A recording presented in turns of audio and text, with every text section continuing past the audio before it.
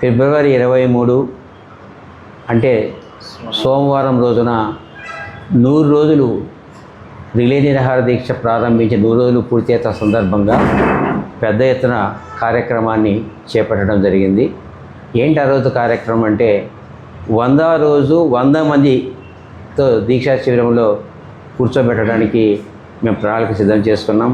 అందుకు మా సిపిఐ మిత్రులు అంగీకరించినందుకు వారికి కూడా ప్రత్యేక ధన్యవాదాలు.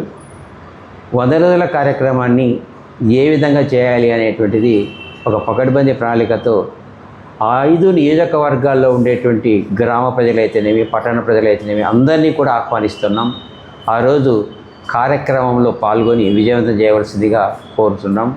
ముఖ్యంగా ఆ రోజు చేసే కార్యక్రమాలు ఏంటంటే జానపద ఉద్యమ విప్లవ గీతాలు, అట్లాగే భజన బృందం చేత ఆటపాట, అట్లాగే విప్లవ గీతాలతో పాటు గురవయ్యల యొక్క ఆటపాట, బుర్రకథ, సో విభిన్న రూపంలో కార్యక్రమాలు చేపట్టడం జరుగుతుంది.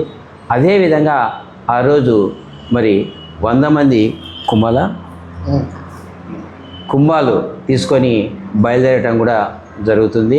అంటే 100 రోజుల సందర్భంగా విభిన్న రీతిలో వినూత్న పద్ధతిలో కార్యక్రమాన్ని చేపట్టడం జరుగుతూ ఉంది. అట్లాగే అదే రోజు ఒక భారీ ర్యాలీని కూడా ప్రకటించాం. ర్యాలీ దీక్షని తిమ్మారెడ్డి బస్టాండ్ దగ్గర నుంచి, ఎందుకంటే ఇక్కడ కుంభాలతో బయలుదేరుతూ ఉన్నారు కాబట్టి తిమ్మారెడ్డి బస్టాండ్ కాట్ నుంచి బయలుదేరి వైఎస్ఆర్ విగ్రహం అట్లా పోయి ఈ విధంగా దీక్షా శిబిరం దగ్గరికి రావడానికి అవకాశం ఉంటుంది. తర్వాత సభ ఉంటుంది. ఆ రోజు మధ్యాహ్నం 1 గంటకు వంట వార్పు కార్యక్రమాన్ని కూడా అందరికీ కూడా ఏర్పాటు చేయడం జరిగింది.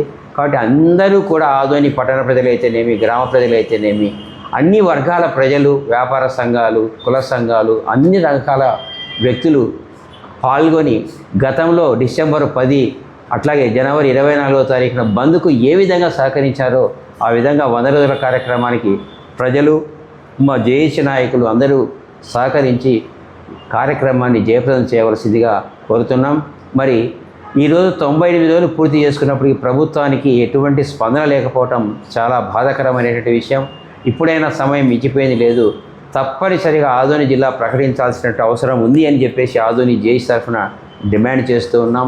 మరి ఇప్పటికైనా కూటమి ప్రభుత్వం మేల్కొని మరి ఆ పంతలో ముందుకు పోతే ఆనందించదగినటువంటి విషయం అవుతుంది.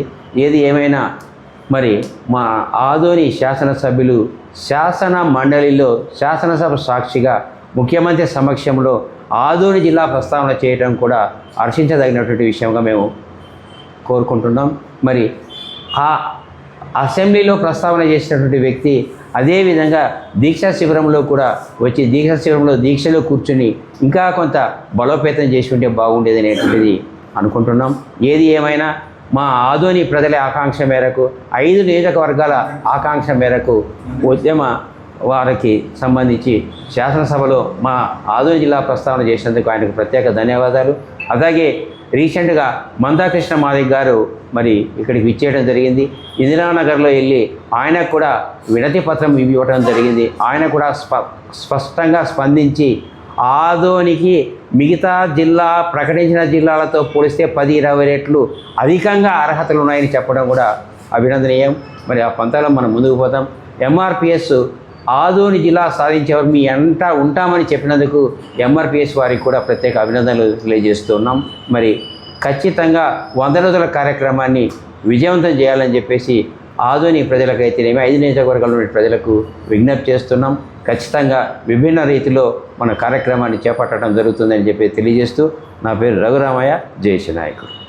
ఇప్పటి వరకు మాకు సహకరించినటువంటి అన్ని రాజకీయ పార్టీలకు, అంటే తెలుగుదేశం కావచ్చు, జనసేన కావచ్చు, బీజేపీ కావచ్చు, బీజేపీ సభ్యులు ప్రత్యక్షంగా మాకు శిబిరం దగ్గరికి కూడా రావడం జరుగుతుంది.